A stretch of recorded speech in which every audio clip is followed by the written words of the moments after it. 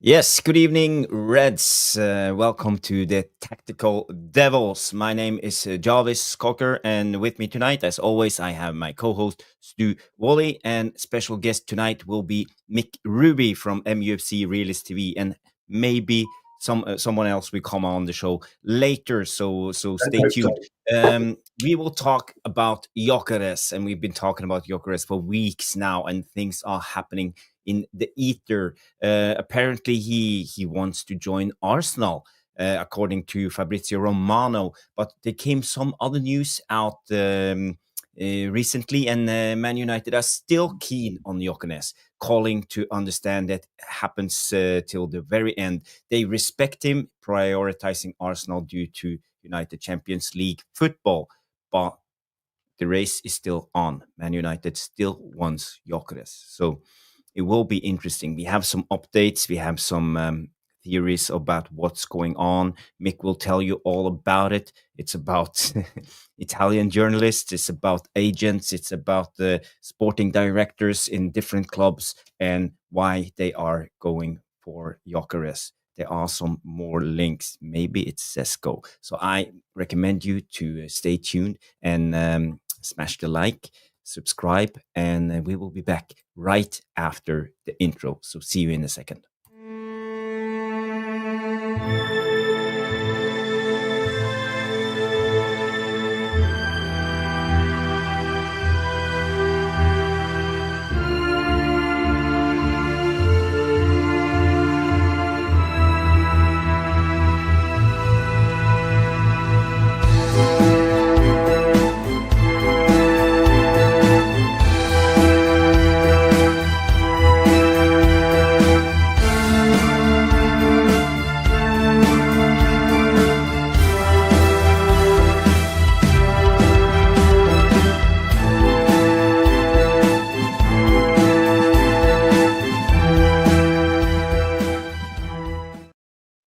Yes, good evening all and welcome to the Tactical Devils. It's Sunday night, 9 p.m. or 9:15 p.m. with Jarvis and Stu. The Tactical Devils finally monetized thanks to all of you guys subscribing to the channel. We are grateful and happy being I don't know, a real channel now. Can we call us a real channel? We are. We are a real channel, Jarvis. We made Yeah. it. 1,000 subs.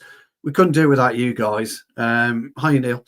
Hi, everybody in the chat. The Devilish Tacticos, absolutely brilliant. But myself, Jarvis in particular, have been slaving away over a hot No. stove. We both. Well, that was very kind. Over a hot stove today. We both had great days with our kids as well. Jarvis has been away on a football tournament. Yep. With his boy, and it's been really, really good. So, but nothing changes in the world of Manchester United, does it, Jarvis? The old mate. Nothing changes. Do you know, we were talking about it, and we've seen the flip-flopping of Gyökeres, and I just kind of thought to myself, in a very loose way, that Gyökeres is going to be the allegorical elegy of this year, of this season. Like it's been in the past. We've had Guyton, we've had Wesley Sneijder, we've had our list is endless, isn't there? Frankie de Jong. They're all there, but they're myths. They're poems. Obviously, without the the death side of the elegy, etc. That's not what I'm talking about. But as a myth, as a ghost, as a picture with many meanings. Yeah. I believe the allegorical elegy this year for us is going to be Victor Gyökeres. Yes, Really. And by the way, there will be some Gyökeres news in a minute. So stay tuned. There are some hot updates when it comes to this. I just want to say hi to all the people tuning in. We have Aaron coming in and saying, Jarvis, to big up lads. We have Mr. B in the house. We have Stephanie Griffith, one of our chief moderators, coming in and say big up Jarvis and Stu and the Devilish Tacticos. And if you don't know, the Devilish Tacticos are you guys in the live chat. Robert and Siha coming in and say same old story every day with Gyökeres. Yes, but this is not the same old story. It's a different story. So we will tell you more about it. We have Jarle Malmin in the house. Johnny Kermode coming in. Say good evening, all. Good to see you, Johnny. I am Titanium is here. Saying Carlos Tevez, actually. That's a name I haven't said in a long while. Scored a brace at Soccer 8. Okay, yeah, well, he still got it, the old man. He's brilliant. And we have Neil Driscoll in the house. Big up, Neil Driscoll. Good to see you. I'm glad that you have you are in the chat. DJ Superfly guy is here. Who else? Let me just Nas M87 coming in with cigars. Well, I don't have any cigars, so I can just. That's how it is. We have a cigar. Yeah. Yes. Do like the occasional cigar. Yours, Sean Connery. We need Sean Connery, King and Country, and we have MUFC 14 and Gavin Underwood is here. So, and the Routinator, one of our loyal moderators, always pushing for the likes. We are on 11 likes. Yeah, nah, we are more. Have to be more. I think. If you haven't smashed like, Mr. B, if you picked up your new motor, did you say it was an RSQ3? Forgive me if I've forgotten that. We'd love to see a picture of it, Paul. Thank you, everybody, for reminding people to smash the like. Mick Ruby is in the house, so let's bring him in and give him a warm welcome. Hey, there he is. Mr. Ruby. Congratulations and jubilations. Slightly better than yours, Jarvis, but it's not quite. Mine is turbocharged, lads. Turbocharged one, yes. Good to be back with the band again, and congratulations how we all started. 1,000 hours. Thank you. Well, it took us 97 live streams. So this is our number 98. So in a couple of streams, we will have number 100 jubileum, or what do you call it? We will celebrate. Good evening. Yes. Should I put my Gyökeres mask on? Well, yes, the Gyökeres. Isn't that the Watchmen mask? 50 Shades of Grey. Yeah. What have you been doing, Mick? Why do you have a mask like that? Today, no, it's been. Don't tell us. Okay, yeah, no. Were you trying to impede me there now? Mm-hmm. And indecent proposals. Whoa. No. Yes. Yes. Yeah, but let's just go to the latest and start with the show, because I think we need to talk about this. Mick, you have some interesting theories about the latest that came out yesterday, that Victor Gyökeres prefers Arsenal, and that's his preferred choice when it comes to club. So, well, you know, all hell broke loose yesterday, and you tell me about it. Yeah. So what's the latest? Tell us.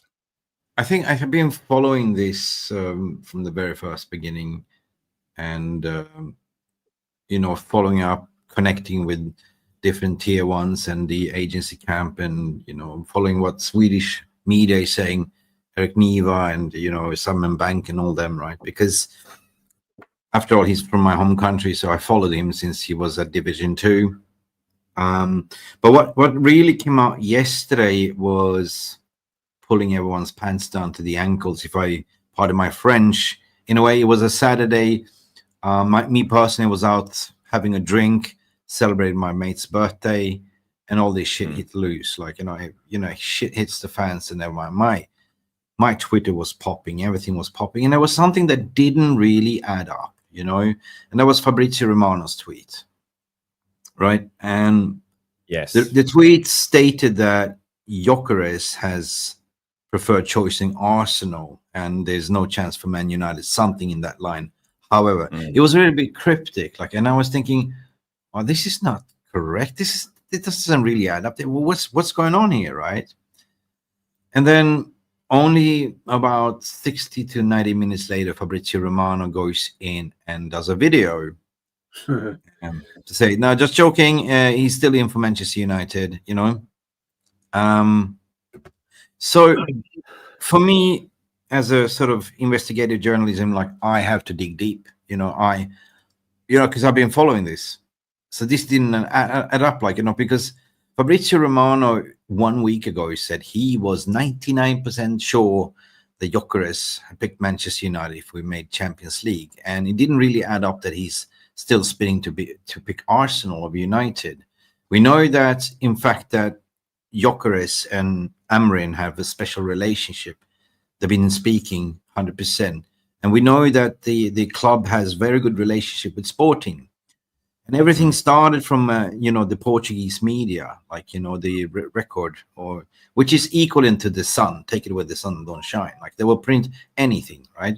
So Portuguese media is not really reliable in that certain ways. But the tweet started from a Saudi Arabian account that, there was a fallout that, what was his name? The Sporting president, as I said, I won't be taken for ransom. He started basically from a Saudi Arabian account that had a profile picture with Sir Alex Ferguson, and then the Portuguese media picked that up and start tweeting that, So you got to follow the leads. But I was a little bit like, gutted, like, because I'm a fan, like you guys. So in the morning, I called up my, I'm not going to mention names, but I've been following up with different tier one sources to understand what the hell is going on here with Fabrizio Romano, and so I spoke to somebody that's very close to Andrea Berta, somebody that's been working in the Sports Italia for 20 years. That's been... For the record, who is Berta? Andrea Berta is the sporting director. Andrea Berta is the sporting director of Arsenal. So yes.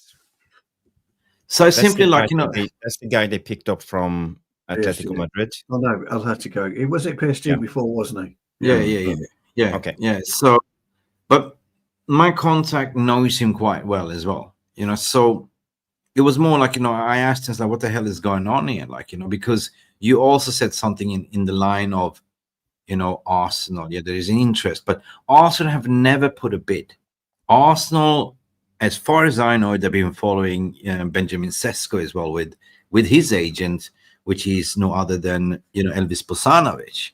So I know that, in January, Arsenal was about to, trigger the deal, but Sesko decided to stay for another, the remaining of the season and go in the summer.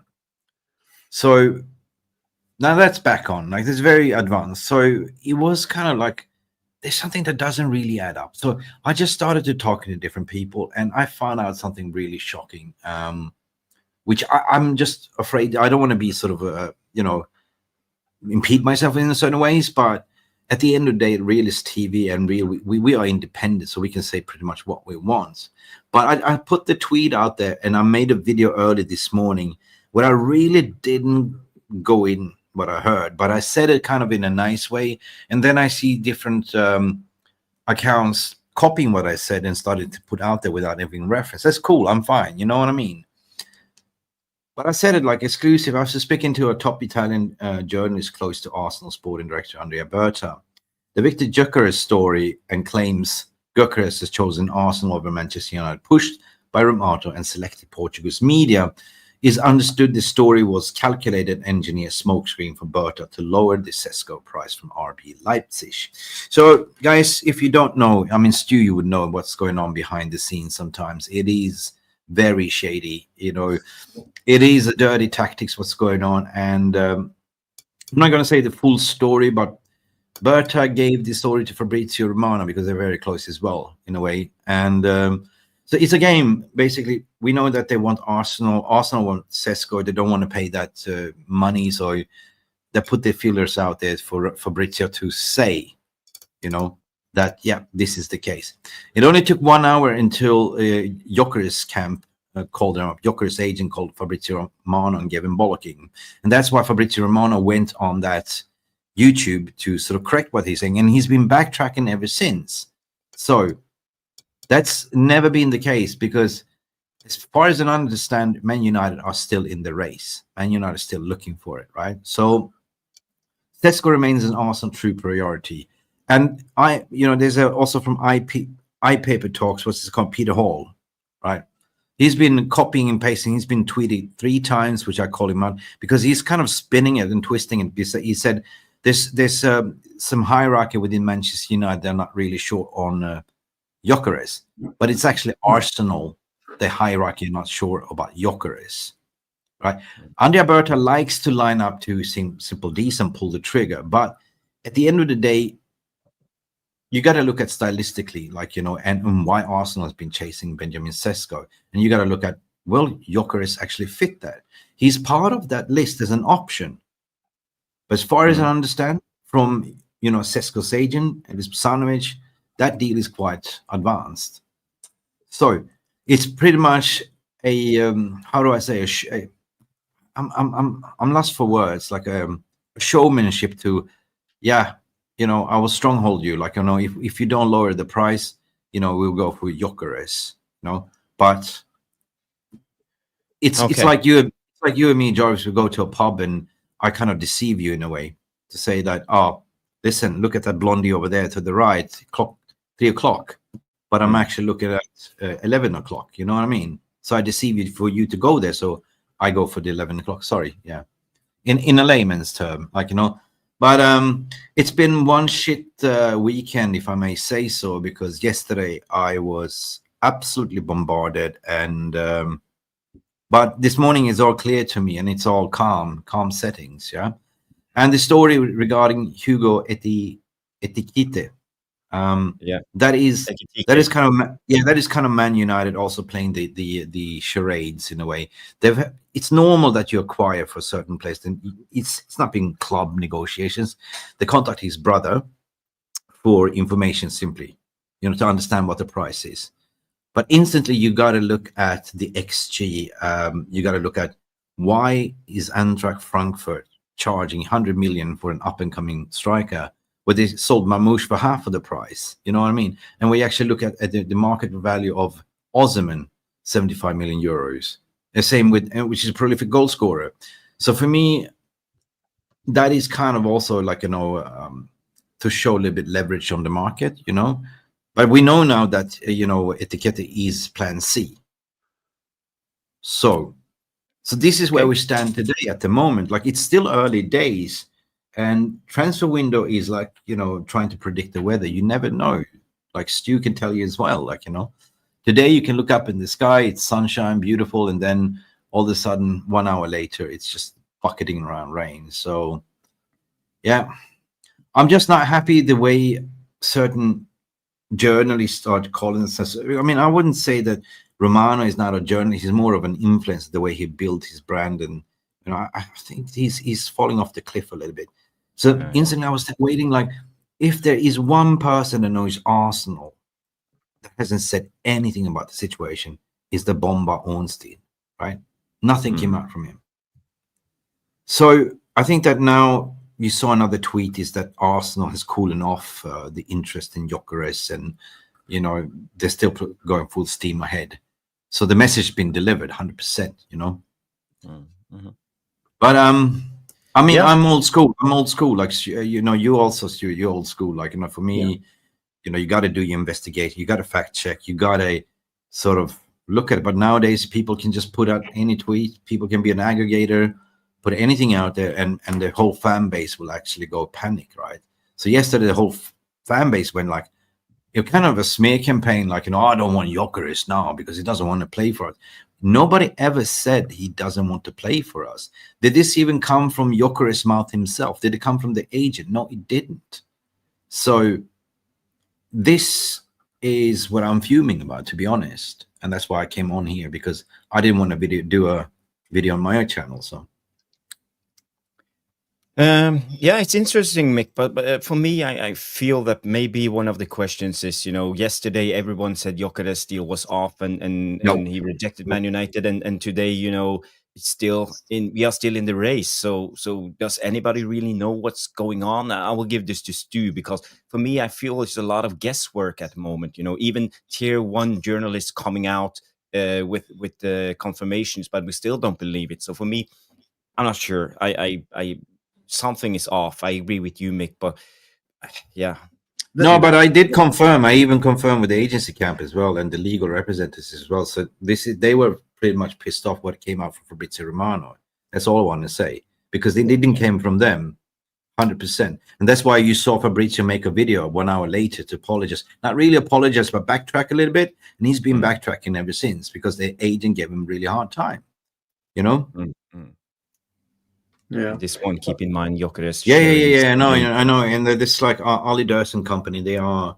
And you don't mess around with the Hassan Sintiaka, like that is, he's called the pit bull, like for no reason, right? So that's yeah. Look, the very best journalists don't say a word. The very best journalists do not say a word until they've got 100% ironclad proof of what's happening.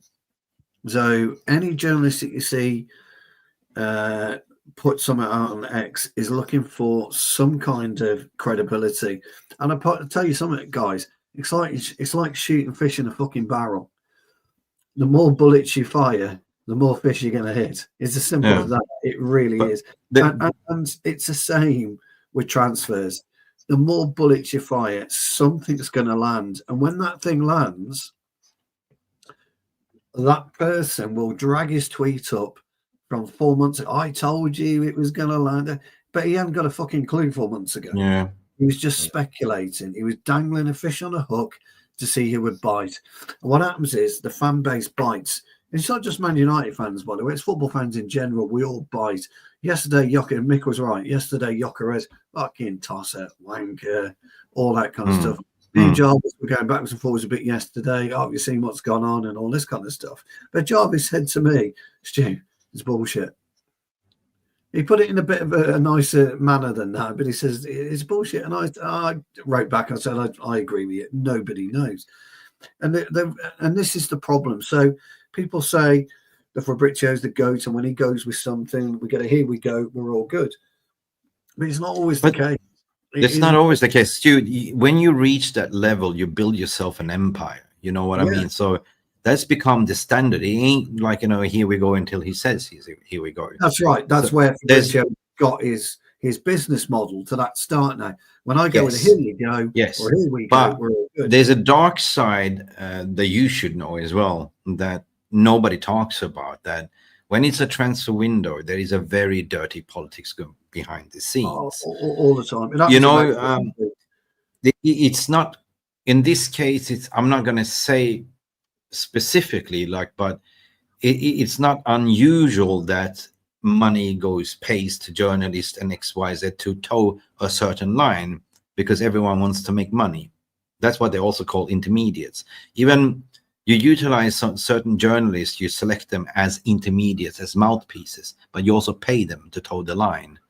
So I'm not going to say any more further. People can use their minds, how things goes down in this case, but the problem with football is when you look at motorsport in general, riders or drivers are looking for the best option package, and actually money is a secondary option for them. It's what's going to give me the best chance of winning, because when I win, I can write my own checks. I can say, right, this is what I want. I'm world champion. My stock has gone from here to here. So they don't really care about money earlier on in their career. They want enough to win. Football, instead of there just being club, agent, player, it's now player, cousin, uncle, brother, intermediary, agency, and then it's the club. So all of this, Mick, you are right. Everyone's got their hands out waiting for a piece of the pie. Gyökeres goes for 80 million. Manchester United will pay 80 million. But Sporting Lisbon won't receive 80 million because a fraction of that or a percentage of that will get divvied across to intermediaries, agents. If you're an intermediary and you facilitate a meeting between Gyökeres' brother and an agent, forget the fucking club, he wants his money. That's his intermediary. He wants his money, whatever his fee is. My fee to introduce you to the agent is that. But if we go back, I think I've been quite consistent before everyone else because I've been asking the right question. I know, in fact, what's going on. This so-called gentleman's agreement, I was kind of the first one to sort of mention that.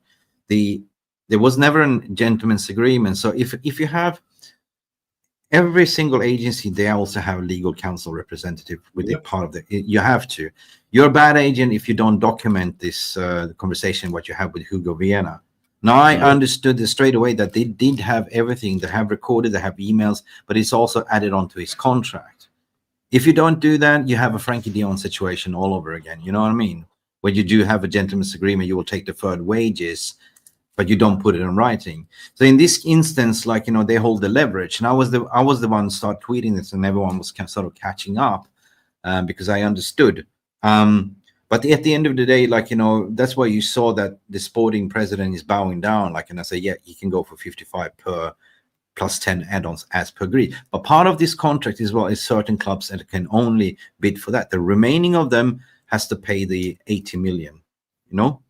So Manchester United is part of that, 100%. And Arsenal is part of that, and some Premier League clubs. I think this is why we hate football occasionally. We hate transfers because we get caught into the finances and stuff like that. We don't necessarily need to.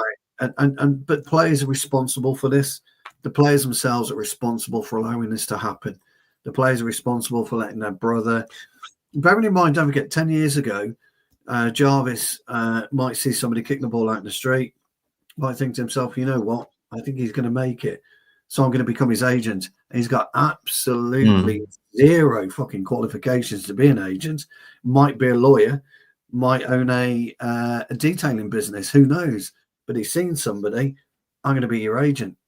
I'm going to get to sign. Yeah. But you know what? As an agent, I mean, as a player, you just let the agent do the work, and you go on holiday, right? You go on holiday. You finish off the season. You finished off your bargain of the end, and you think that he was actually quite pissed off as well, because there were some details come out that Sporting tried to block his move in January by leaking out confidential documents about his surgery. That was Eric Niva that were reporting that he's well formed. He's like the Fabrizio Romano of Sweden. Like, you know, he writes for Sportblad, Aftonbladet, and he's on Viasat Football. And Eric mentioned also, like he said, you know, I am 100% sure. He didn't say 100% sure, but I am pretty much sure that, you know, Gyökeres will play for Manchester United next season. He said that. Because here's the problem. Here's the problem with players. And it's a very, very... No, I'm telling you, before that, Niva has been following Gyökeres since Brommapojkarna, interviewing. No, he knows him. I'm not disagreeing with him. What I'm saying is there's a very basic problem in football, and it's called common sense.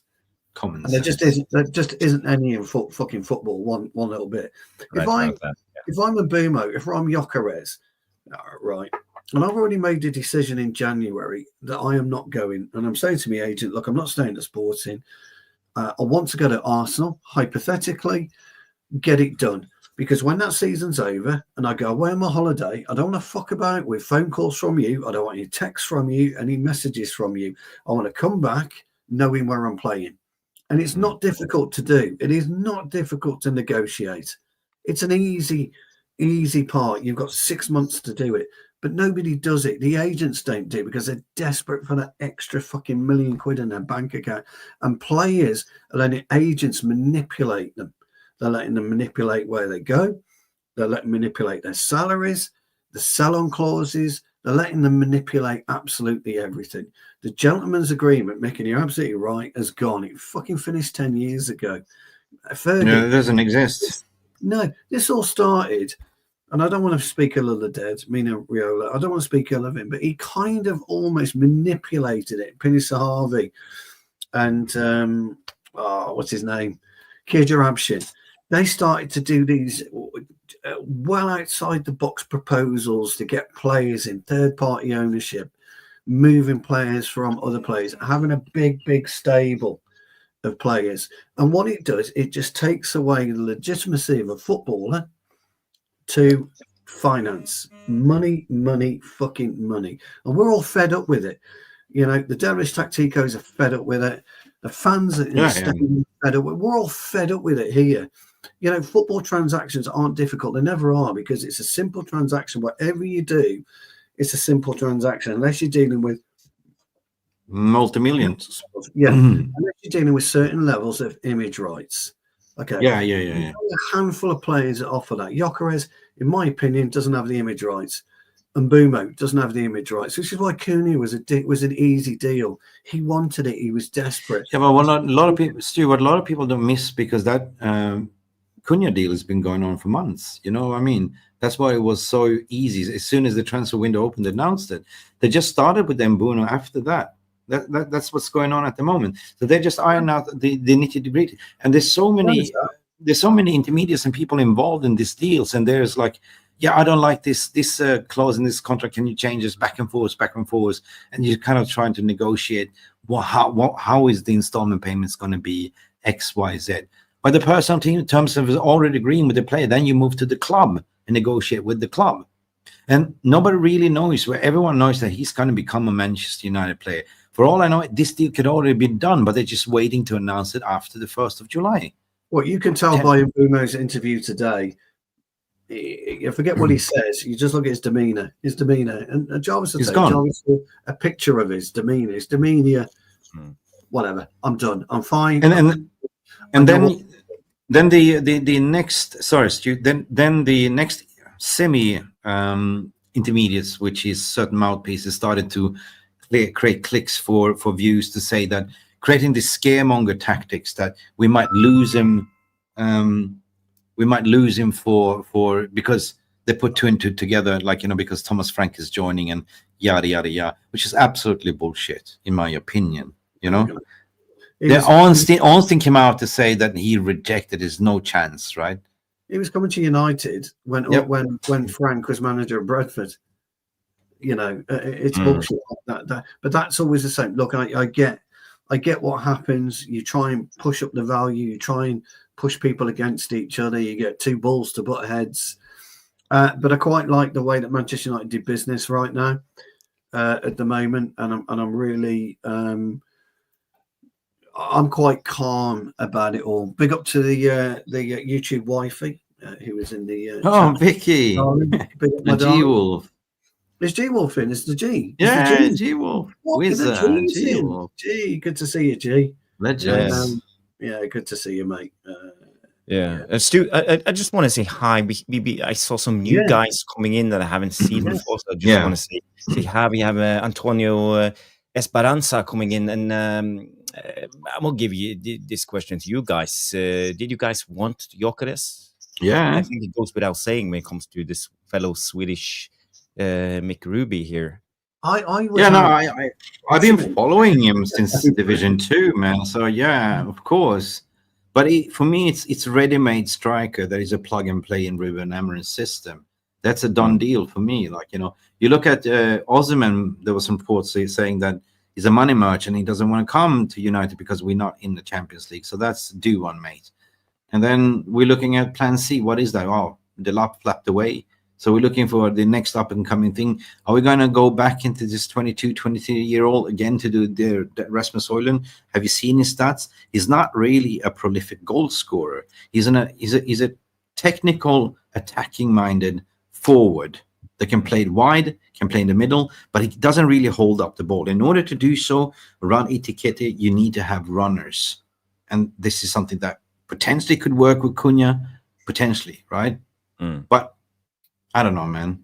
For me, it's a no-brainer because looking at the back end of the last season, we can't afford to just go and get an upgrade on Rasmus. We need somebody that is a pedigree of 26, 27. And by the way, we signed Cunha. He's 25, turning 26.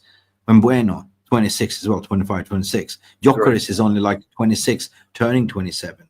So then that's not a massive difference, right? No. You have maturity. We've got to buy experience. You have to buy Liverpool experience. We've got to be buying Premier League experience. Yeah. Jarvis knows I have Sandberg in midfield any day of the week. And Jarvis is too. Then you look around what our rivals are doing. You know, like City are strengthening like mad. And then you look at Liverpool, what they're doing as well. Verts. So we're gonna go. We're gonna challenge for the league. Yeah, right. You gotta go. This is your window of opportunity right here, right now. So you gotta go for the best right now. And this isn't a window of opportunity when one of the best strikers is available. Yeah.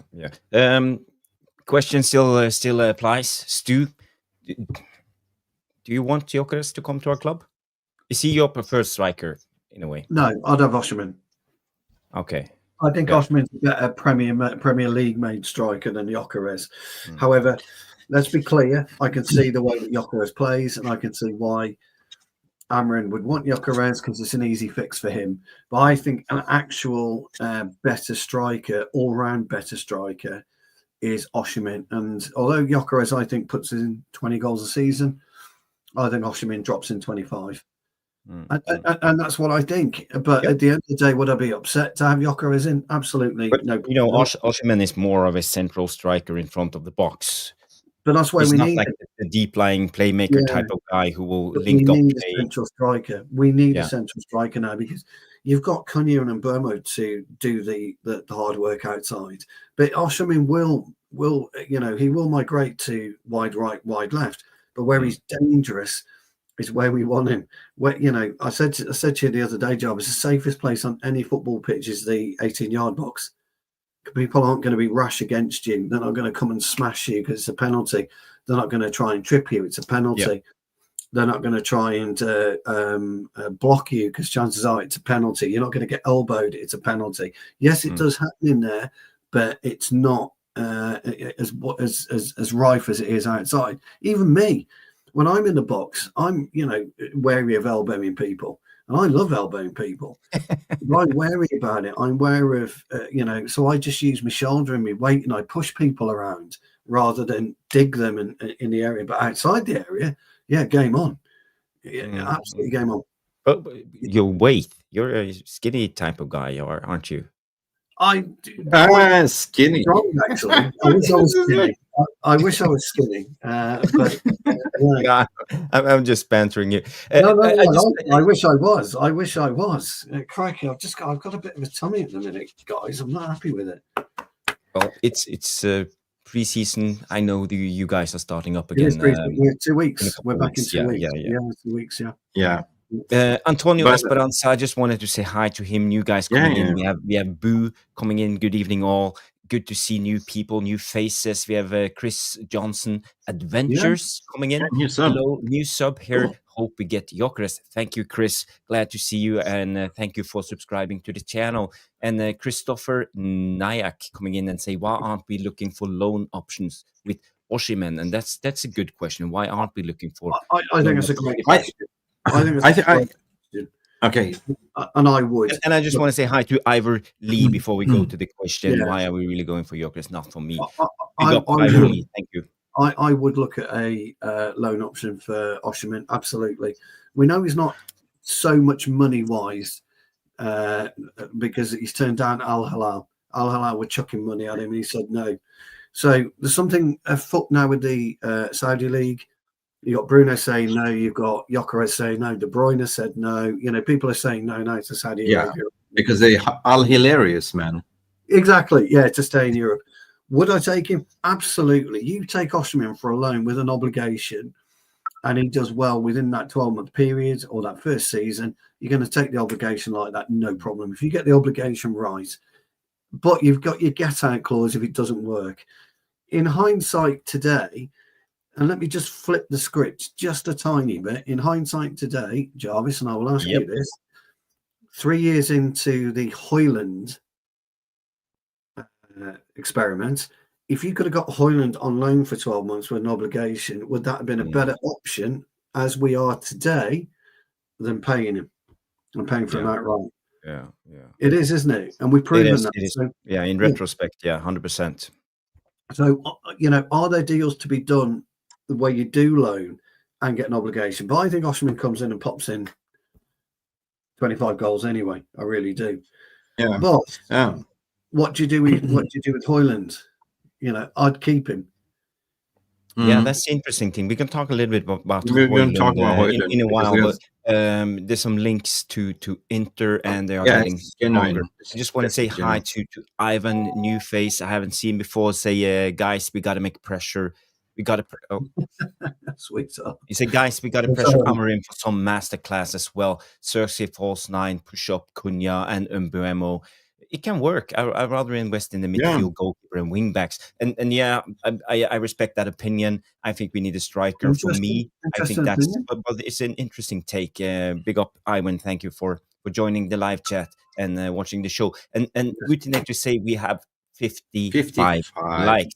But the thing is, it's 171 of you watching. So please, if everybody can take the time now, give us some credit. We are working for free here, slaving in the kitchen. So it would have been nice for you to take the time, put up your phone, press that thumbs up thingy, and we will get the algorithms on YouTube to help us to push us out to an even bigger audience. So thank you. Please smash the like.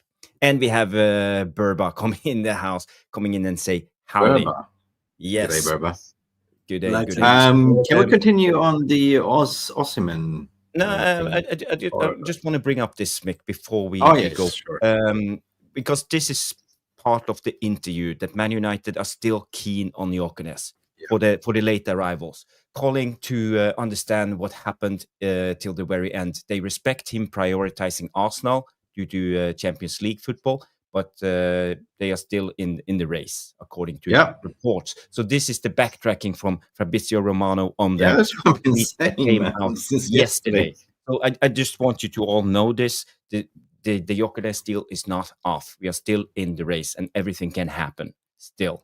So what you were saying about Osimhen? No, that again, there's nothing coming out from the. I mean, if you're the agent, you don't come out and say that your preference is Arsenal. Mate, if you're an agent, you're playing like, you can make multiple deals with multiple clubs. You don't go and say our preference this one, because then you're burning the bridges. So that is, for me, according to my opinion, is BS. Right? He hasn't given preference to Arsenal whatsoever. That's the thing. Regarding Osimhen, though. Funny enough that his agent's been leaking out a lot of gash to the medias ever since January. He said he's in love with Manchester United, but today he's all got killed at the end of the day. So we're talking about a potential loan. I think the agent was expecting a bidding war for him, but I'm sort of surprised. Why is nobody going in for him? I think, this is my opinion alone, that I think that Napoli are desperate because they don't want him come back at all, right? It's similar to us with the Sancho and Rashford. So I think that the Osimhen will be a scandalous bid at the very end of the window. Not for the 75 million, what they adamant demand, because he's got 1 year left on his contract. And that is the crux. They don't want to budge on that 75 million. But I think as close you got to the deadline day, the price is going to go down. So either the Turks is going to go and capitalize because they never have the money. They never bid. You know what I mean? But he wants in estimation of 250,000 after tax per week, something which turns out to be what, Stu? Something about 350k a week. 14 million a year. Yeah. So, and it's been a little bit portrayed that he's more interested about the money, but proven that he knocked down Saudi League. That means that he's more interested in being in a, the Champions League and on a higher level. So I say that that's the one to watch where he's going to go, because potentially I would say Chelsea should be in the race. They almost got him over the line in the January window, but he said he's going to stay at Galatasaray. So we see Galatasaray might even put a bid in, like a cheeky bid at the end of the window. So that one remains to see. I'm just surprised because he's such a prolific goal scorer, in my opinion. I agree with the problem with him, Mick, is he's got nowhere to go. There's only 3 or 4 clubs that need a top-level striker. Manchester United being one of them, Arsenal being one of them, Juventus potentially if they move on Vlahovic, and maybe into Milan. You're right, Napoli want to move him. I think Galatasaray love him. There's no two ways about it. We all know that. But there's only 4 clubs really. Bayern Munich don't need one. City don't need one. Liverpool don't need one. Barcelona don't need one. Real Madrid don't need one. There's only a finite. AC Milan, probably, maybe, could probably do with a striker. But there's only really 4 or 5 clubs. Yeah. Gyökeres has only got the same issue. Gyökeres has the same problem. But everyone was surprised when he actually went to Galatasaray. But that was his agent to sort of advise, move away, give it a season with Galatasaray, and then we get the big move to a big club, So I think that I think he goes. I think it will happen. He goes to a big club. Absolutely, somebody buys him. I'd like us to take Osimhen. I'd take him for 3 years. Yeah, 100%. Me too. No problem at all. Yeah, move on to come to 3 years, 200 grand a week, then go to Saudi Arabia and get your money. Yeah, but I had a debate with somebody regarding Premier League proven XYZ. Like, yeah, I mean, Gyökeres is not Premier League proven. I was like, yes, he is. He played for Brighton. He played for Coventry. So, yeah, he scored 40 odd, in fact, over 40, 50, 60 goals, right, 2 years in a row. And realistically speaking, coming to Premier League, you will not get those numbers. Neither we did Haaland, but the Haaland scored a lot of goals in his first season as well. So I believe that, that could be halved, 25 goals, 22 goals. That's a good return. Plus Cunha, plus Bueno. 20. You're going to get 15 each out. Well, 15 out of Bueno, probably 8 out Cunha, maybe 10. Bruno's going to give you 12. Ahmad's going to probably give you 10. So we're going to have goals. We've got goals. We bought goals in Mbeumo, and we bought goals and assists in Cunha. Not that I'm bothered about assists. I think assists is the most overrated fucking stat in football ever. Simple logic tells you that you can't play football by yourself. So what you've got to have an assist as a stat for is a miracle to me. But there you go. Anyway. Stu, I just want to remind everybody we are on 65 likes. I want us to reach 100 before the end of the show. So please help us out and smash. Have you tweeted? Should I retweet it? Have you? Now we are 167 people watching at the moment on YouTube, and on X we have 147. So, have you posted on X? Yeah. Maybe I should repost it. I was looking for it. How many of our Twitch followers are at? Because obviously we're Twitch legends. We have currently 1 viewer on Twitch. Well, oh wow, is Twitch still existing? Going down. Where's the rest of our Twitch legends? Come on, I'm twitching. Get on Twitch as well. If you're lucky, we're going to appear on Patreon, aren't we? Or what is it, Patreon or Discord, whatever the other one is? We're going to appear on those, aren't we, Jarvis? Yeah. I have a question here coming in from Antonio. That's a question. I'll give it to you, Stu. Do you guys think Osimhen has an attitude problem? The very, very, very best, sharpest footballers are absolute wankers, because they're the very, very best. The very, very best motorcycle riders, the very best motorsport drivers are absolute wankers. They're horrible to be around. They're arrogant. They've got egos coming out. They'll kick up a fuss over anything, but they deliver. And you want players that deliver. And Manchester United, let's be honest. It's a Twitch, Manchester United have not delivered a tosser or a wanker in years. We need no one. Kings out there in a minute. No Roy Kings, no Eric Cantona's out there. No Van Persie's there anymore. No Reid Van Nistelrooy's, Paul Scholes. Nobody leaves their foot in anymore. Nobody like fucking Romero. Look at Romero. Let me remind you of Romero for Spurs. High-fiving absolutely everything, smiling at people, flicking the V's at people, spitting at people. We don't have that anymore. You have to have that. And if Osimhen comes and he starts growling in around the 18-yard box and pops in 22 goals, brilliant. We need it.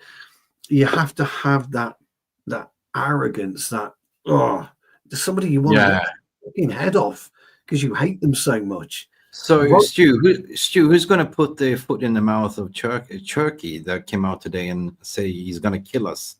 I think did you see that? Yeah, I think Turkey has got a Cunha-sized boot. Welcome to Old Trafford, mate. Come on, just come. I think Cunha's got Turkey's got a Cunha-sized boot there because he will. Cunha's got that little devil in him. We get Emi Martínez. I know you want to talk about that later, Jarvis. Shit house with the highest shit house. We must have that. You've got to have a stream of it. When I was growing up, I learned from Robson. I learned from Remy Moses. I learned from Laurie Cunningham, who's a nasty bastard. Cyril Regis, a nasty bastard. Joe Jordan, nasty bastard. Vinnie Jones, horrible bastard. Laurie Sanchez was worse than Vinnie Jones. Laurie Sanchez was worse than Vinny J. He was an absolute horrible bastard. Even in tennis, guys, you used to have Nastase and McEnroe, man. Right. They were shit houses. And then you got Bjorn Borg, he was a nice one. But yet in the He locker was room, quiet one. he was a horrible bastard in the locker room because they're winners, they're champions. You have to have them. Guys, even in your Sunday league football, your Saturday league football, your Monday night football, your Wednesday night football, you go in there and you see somebody in white boots and you think, right, son, you're having it. Or even just because he's got white boots on, you're thinking you're having it. And if he had pink boots and a ponytail, then that would be it. That's all you do. You go for them first. So I want to see somebody like Victor Osimhen, in my own personal opinion. I just want to see that aggression, that fucking will to win. Yeah. I just said that I just reposted on my Twitter. Hopefully we get some more people in. I see Aaron also repost on X if you have X. Please get some more people in. Gascoigne, that's nice. 343 people watching, and Gaza, Dennis Wise, Wolves coming up. Dennis Wise was horrible. Horrible. Gascoigne as well, or Sebastian is saying that. Gaza was terrible. Gaza, yeah. Yeah, he was terrible. Yeah. Next topic, I just want we mentioned it, but I just wanna get your views and talk with the you chat. Can't let that go, Jarvis. You can't let that go, pal. Come on, you've got to have something to say about that. Well, Inter, yes. The right attitude, you are you can wear golden shoes, but it's not for me. I'm not that type. Not for me. But Berba, yeah, you might. Inter Milan has accelerated talks to sign Rasmus Højlund, according to Gazzetta dello Sport, Italy. And what do you guys think? Is Inter really going for them, or can we even sell Højlund? Because the thing is, if we sell him, we will probably sell him with a loss, and it will affect our FFP. So the most likely outcome will be a seasonal loan with maybe an option to buy. What's your take? Interesting. I mean, it came out about a couple of weeks ago that Inter Milan were looking at him, but then Inzaghi fucked off to Saudi Arabia, didn't he, for a nice paycheck? And I'm not quite sure who's come in at Inter Milan, but apparently there seems to be a appetite for him. But bearing in mind, in Italy in particular, the manager doesn't really have any say whatsoever in buying players. He gets kind of told. So maybe Inter Milan are looking at it. I think it'll be a very, very simple loan and obligation to buy. But if I was Højlund, I would say no, thank you. I would like to work alongside Gyökeres, Osimhen, or whatever. But do you think he feels welcome by the fan base? I think most of us has given up on him. The pressure is there. But we did. Harry Maguire had that issue, and Harry Maguire said, "Fuck you." And I love that. I like that he said, "Fuck you." I think it's time. I don't think Jarvis, and you know this, and I'm a big Maguire fan. Everyone in the Devilish Technicos knows I'm not a huge. I'm a huge fan of Maguire, but I think he'll play less and less next season. I don't think he plays anywhere near the amount of game time last season. But what an attitude, what a mentor for anyone who's 16, hats off, 15 to come through and look at that man and what he went through. And he's still smiling and still had a brilliant pivotal. But it's still a calamity, I don't trust him. No, I agree. Look, I've got no issue with that. You can't buy. I respect him. You can't buy that mentality. No, you can't. You can't buy it. He backed himself. What you can do is demonstrate it. And and if I'm Amorim, I'm looking at him. He has to stay.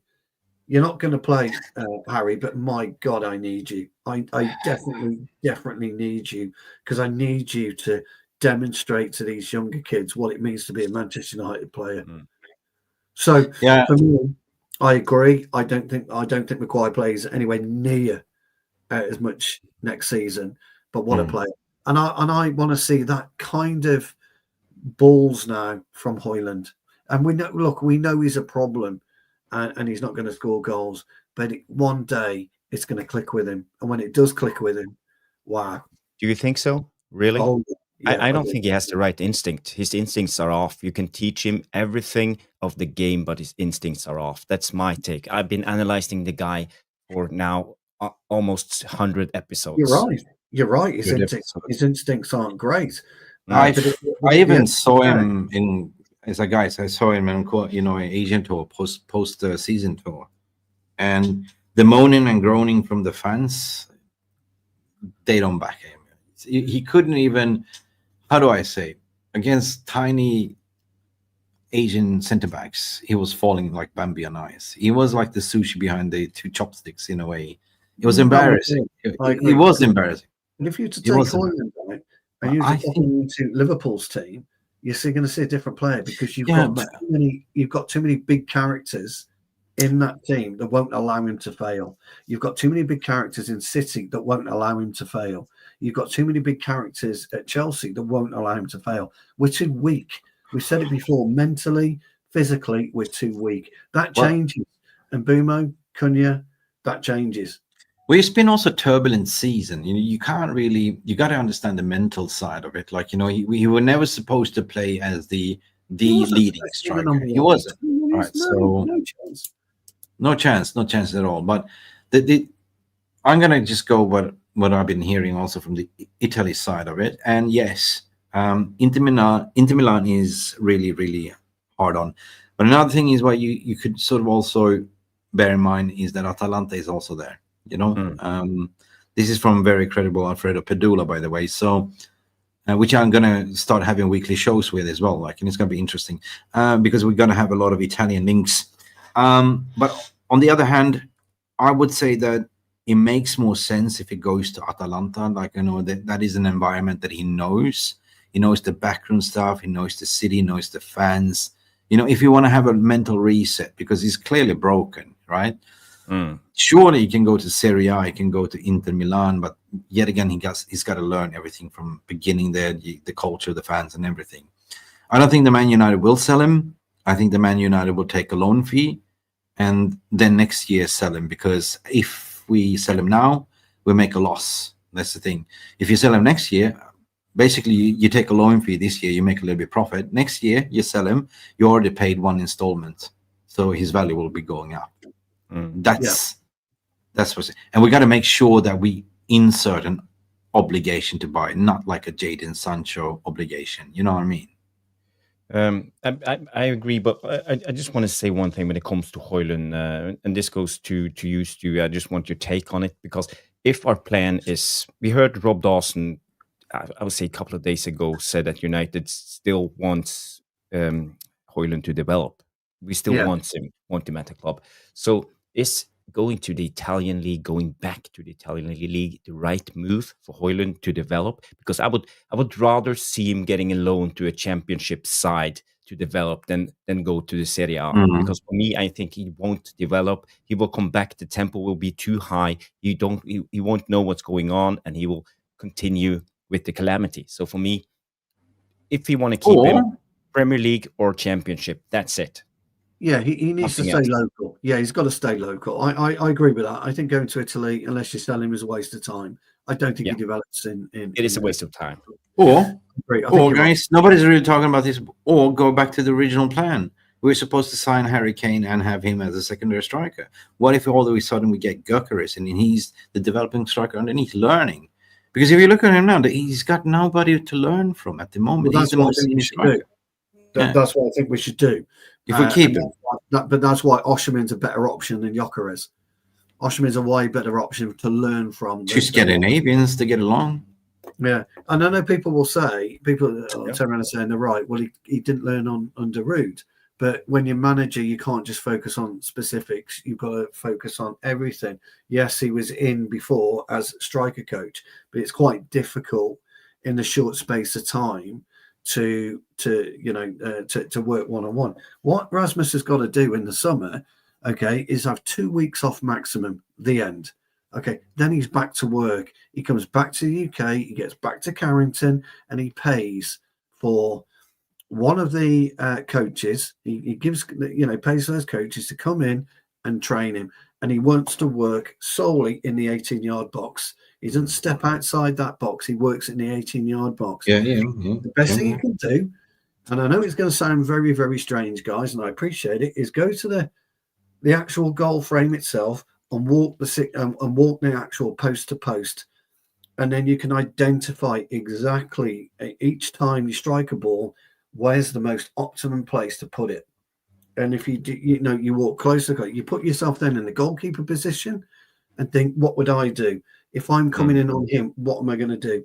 And then that's where you practice specifics on that post. And you hit it into an empty net. You don't need a player or a goalkeeper in there because you're looking purely for a lethal finish. You're looking for the place in the goal where it's got no chance for a keeper. And that's how you do it. And that's how you develop. But you've got to want to do it, fellas. Each and every one of us to be the very best of what we do in life have really got to want to do it. And you've got to put that work into it. So I want to see him do it. Whether he will do it is entirely up to him. If he has 6 weeks off, that's up to him.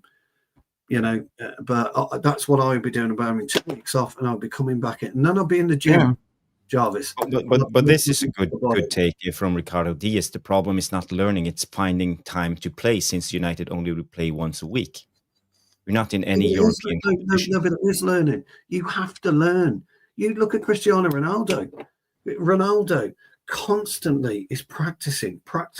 Yeah, it's challenging each other. Guys, you remember how we used to have Phil Marsh in, right? He told this story like he was practicing and training with the strikers, and he's like, damn, did he pull that worldie off? I'm going to do better than him. Like, yeah, that's what I'm trying in training. That this is where you develop, and you have no senior player that can challenge you and push you. Center back position has never been an issue for United because we do have senior players, and that's why we've seen a good development from Hayden, Heaven, and everyone else. But what we're missing is in top, because there we don't have any guidance. Midfield is okay as well. Yeah. We had Casemiro there, we had Eriksen there, so that was so easy for the midfielders, youngsters, to come in and actually, do well, but not in the forward line. Chido Martin, he's still young, but he could go on loan, or he can potentially stay and learn, be the third striker. It showed it in Hong Kong. I think he won Player of the Year. Didn't he win Player of the Year at the tournament? And yeah, he won. I saw him live. It was like wow, But Sesko for me is one also that I say keep your eyes on the preseason tour. Like I saw him play, like he was electric. But he's young, I think it's still too soon for him. Especially when we are as disjointed as we are as a side, I don't think it's the right environment to bring in and develop young players at the moment. I would rather see Sesko going alone for me, but I agree with you. He looks like a super talented player. And Jai talks about Solskjaer, York, Sheringham, Andy Cole. That was a different generation, but we need something like that with several strikers who can push each other to become better, competitive environment. Stephanie, 104 likes, 173 people watching. The aim now is 150 likes. So keep pushing those likes. Thank you to the moderators, and thank you to all of you people who have liked the show. I really appreciate it. I have some things I want to bring up with you guys, and Ekitike. Yeah, there's been links to him now lately, and from what I understand, we are interested, but I can't see where can we get the money to buy a player. We are talking about 100 million euros. That's the asking price. Well, Man United are the only club that have made contact with his agent. Apparently, Liverpool is also in there. But 100 million, that's what I posed the question. If you look at his ref reports and his XG, of course, you can look at are we paying for a potential talent? Like, it could be the next coming thing. He's on a right trajectory, but he's not, in my opinion, the player that we need. He's attacking forward, right? He's very technical, very tall, right? But he's not your typical fox in the box or somebody that can hold up the ball. Like, he typically receives the balls and does a giveaway straight away, link up the play. He's kind of a Xerxes on a steroid. So I said, I'd rather than keep Xerxes than paying 100 million for a typical similar type of striker that is a little bit faster and has a little bit better technique. Actually, he's got very good technique, but Xerxes has a good technique as well. I don't see Man United paying 100 million whatsoever. I think it's overvaluated the price. They sold Mamouche for half of the price. Yeah, I think it's a non-starter as well. 100 million is a joke. Absolutely. If you could get your thoughts, Ekitike. We looked at him the other day, and this is what we got. You know, he's 22 years of age, almost 23. He's on 67k euros a week. So his salary is, I would say, we can get him for about 100k a week. He scored 15 goals, 8 assists last season in 33 games in the Bundesliga and 4 goals in the Europa League. And when you look at his stats, you know, a lot of greens. He looks like a brilliant player. Looking on the stats, you know. So and this is the Amorim thing: progressive carries. He likes to dribble, successful take-ons, progressive passes received, and interception. So he's a press player too. So, you know, he's a similar type to Delap. Looking at this, he suits the Amorim system perfectly. I would consider that Frankfurt felt he was a better option than Mamouche. I.e., they let Mamouche go in January, didn't they, for 50 odd million? But he's not worth 100 million. It's just bollocks. I mean, it's just fanciful that you would even entertain 100 million for Ekitike. Look, he's clearly what Amorim, would want. He's the type of player that fits Amorim's system, but every player has a ceiling. Look, I don't think any player's worth 100 million quid. I think Liverpool have been bent over and shagged up the arse over Wirtz, if I'm being particularly honest. Yeah, I agree. Chelsea had the same with Enzo. He's had a real hit and miss system. Got a much better deal by buying Carl. What's his name? Didn't they? Can't remember his name now. Name's gone. Anyway, the thing for me is you don't need to be spending 100 million on a top end striker. Those strikers don't exist anymore. They're not there anymore. There is price tag is gone. Yeah, there is no Ruud van Nistelrooy out there anymore. There's no Andy Cole out there anymore. Dwight York out there anymore. Those players don't exist. So we're looking at players that we want to come in, and we want them to score 40, 50 goals a season. Everyone's looking for the next Haaland, and you're forgetting actually what's really important to you. There's two positions. Hey, Vic has made it. There's two positions that really don't fit a system: goalkeeper and striker. And a striker doesn't fit a system for one simple reason: get on the fucking end of a cross. That's all you're interested in with the striker.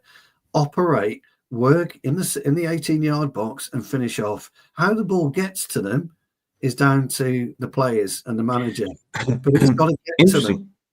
Interesting when you mentioned that, because I was thinking about it yesterday. I think that the striker position has evolved with the time. So we're not really looking at prolific, number 9 fox in the box. We're looking for players that are versatile, that can run the channels, be wide, in the middle, and be ball carriers, like progressive. Not your typical Jamie Vardy that stands in the box and scores like a fox in the box. I agree what you said. Those players then don't exist anymore. Haaland is a kind of an old-fashioned fox in the box, in my opinion, right?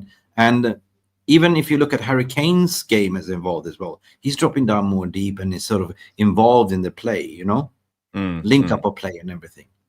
So that's why I look at Osimhen as well. Osimhen is an all-round striker, but his aerial strength is amazing. That's the thing. Mick, I just want to show you this. Sure. If we compare, the thing is with Ekitike, he's not a finished article. Stu, I think you need to see this. If you see here, this is yellow. This is Ekitike's attributes compared to a player like Gyökeres. Gyökeres is more creative, is more of an attacking threat, is more technical through the stats, and is better tactical. Defensively, Ekitike is a little bit better stats-wise. So, he's a player in development. So it will be a big risk to bring in, especially paying 100 million euros. Maybe it's not a striker for the presence, maybe one for the future. So I think he can come in as a second striker, not first striker, because then we are doing the Højlund thing all over again. And that's my issue with a player like Ekitike. Maybe United are looking to bring in 2 strikers this season. You don't know, but not for 100 million. You're looking at 50 million then, aren't you? Definitely not 100 mil. Yeah, I think that, if nobody else coming in, if Man United only want to talk, definitely the price will go down to 50 million pounds. 100%. Yeah. What do you think, Vic? Hi, are I in? Hey. Yeah. Yes. Hey. Hello. You're on. Debut on the Devilish Tactico, sweetheart. Give Vicky a warm welcome, please, everybody. Right. So we're still talking about strikers, are we? Yeah, we were just discussing the Ekitike link, and maybe he's a little bit too young to come in as our main striker, and the price tag of 100 million euros is maybe a little bit too much for us at the moment. So what's your take when it comes to Ekitike? Oh, aren't we trying to bring an experience? Is that that's what we're desperate for? Yeah. I just feel like we've got quite a lot of youth, and we invested last season in quite a bit of the youth squad that is actually now playing first team football. So why would you bring someone young? I know Ineos tried to have that approach for a bit, don't they? Yeah. But anyway, can I just ask, how are you guys? It's been a while. Yeah, it's been ages. Good. We're good. Still grinding every day? Because I'd had to take a bit of a break personally. So, yeah. Well, for me, it's still 4:30 a.m. in the morning. That's why I'm yawning a bit. Nothing's changed that way. Nothing has changed, Vicky. Still in Thailand, enjoying the monsoon weather right now. Oh, okay. Travis, how's the family? Everything is well. Summertime now. Sun is shining 24 hours a day. So yeah, it's hard to get some sleep. I know everything about you, Stu. So we talk daily. Yes, I'm all right. And yeah, that's yes. Don't give me secrets away, please. No, but the question is like, do you think that he? Frankfurt saw what Florian Wirtz went for, and they said, Premier League club, 100 million. I mean, I don't think that people understand that he's got a very high ceiling. He's got a very high potential. But as what you show there, Jarvis, he's not there yet. And what Vicky is trying to say that, can we really afford it? What was missing last year? We didn't score goals. We did that experiment, So I say that we need a 26-year-old to come in and lead the line, because if you look at what other teams are doing around us, they're strengthening. We need to stay up. Yeah, and thinking of Bundesliga players, we have brought in like Kagawa, we have brought in Mkhitaryan, we have brought in Sancho, players doing really well in the Bundesliga. And when they come to the Premier League, especially when it comes to these offensive players, like attacking players, it's hard to... I don't trust it. I don't trust the league. It's something else bringing in defenders from Bayern Munich and stuff like that. But when it comes to attacking players, I'm a little bit worried. Amorim comes in with an update. Frankfurt wants 85 million pounds to sell Hugo Ekitike. And that's from Romano. Bye. Let's always. See you later. Farewell. Wiedersehen, farewell. But do you think we are linked to Ekitike just to make put some pressure on Sporting so we can get lower the price on Gyökeres? That's the domino effect that I was talking about before. Definitely. it's media tends to sort of take things out of proportion. It's very normal that the recruitment or the sporting people within the club contacts the agent. They have the index book of who's the agent or what, just to do inquiries, because they're collecting data. They understand what is the situation, what is the price, what is the demand, and that the club has their mouthpieces. As soon as they get that information, oh, Manchester United asked, you know what I mean? So that gets out to the media. It's like a domino effect. So definitely this is kind of to say, well, we are looking for other options as well. We're not only stuck on you, mate. You know what I mean? In layman's term. Personally, if I can put my opinion in, and I don't want to upset you, Jarvis, and I do feel like this comment would upset you because it's just, I He always doesn't get feel. upset. Anyway, so I always think that it always goes the same way in the summertime. A player that's gone to, like, say, like McTominay's gone to Napoli, now they still want players from Manchester United.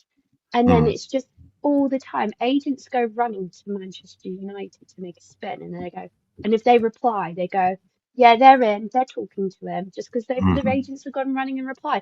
And I do feel like it gets extremely boring when you know you cannot afford a lot of Premier players because you're just outpriced every time. But they're always linking us. Well, I say us, Manchester United. And that's how I always find these summers so draining. I mean, do you guys already feel drained, or are you still excited about it? It's early days. I mean, this window is the first window we actually have a break.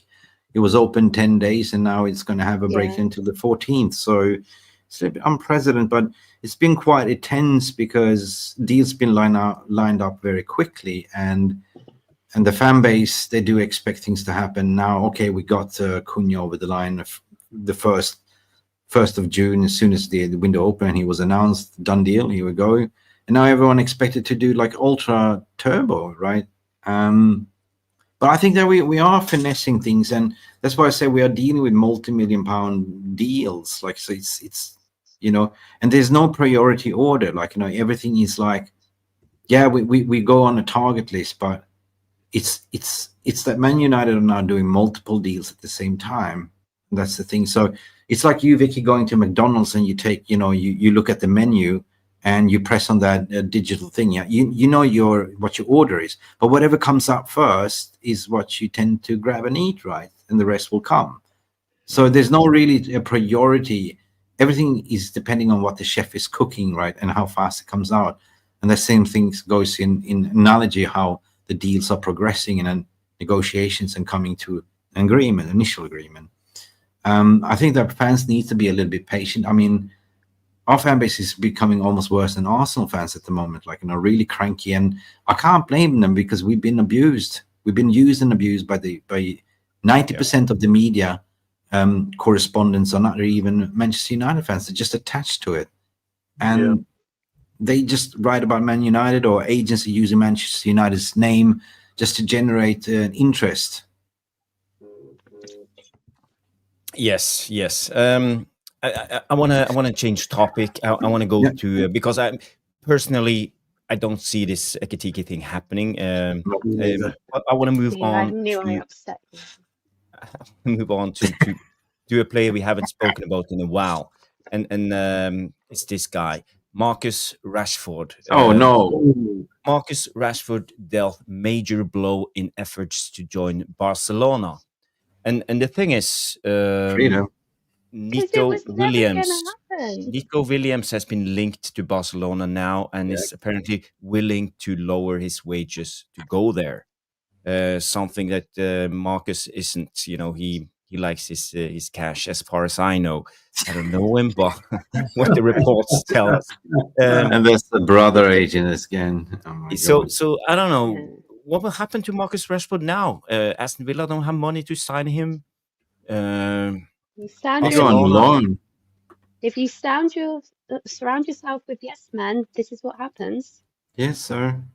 Yes, ma'am. True that. You true. So remember, Dave coming in Saudi, and here we go. Rashford returned to Man United as a new striker. I don't want him back. No. He ain't coming back. Rashford could look good in pink. He could go play for Inter Miami, surely. I see the worst case scenario. He only wants to go for Barca. It might be a loan. If you can't. He spent years with his brother trying to go to PSG for weekends. So Yeah. But PSG ain't going to buy him. no, they don't need him. They've got plenty of players now that does better than him. But, you know, maybe Barcelona are crooks as well. So Barcelona, and by the way, are forcing out Ter Stegen as well out of the door. They brought in the goalkeeper. Yeah, basically. Have they ever paid Frankie de Jong? Yes, they have already. They paid him already. Yeah, it's already done. But the thing is, they are now doing the same thing to Ter Stegen. They went behind the back and got Espanyol's goalkeeper, Juan Garcia. And now they want to, now they want to force him out. And he said, "Well, if you're going to force me out, you pay me out. I got a contract to 2028." So he wants 40 million for him to go out. You can Google it. You can see it. It's out in the open. Barcelona are doing mad, and I just question the loyalties. What pulling power do they have towards the players, their own wages and everything else? And I don't know. So if Marcus Rashford is going to go there and expect big salaries, he's better think twice. I think he has to lower down the salary to half because he doesn't want to do that.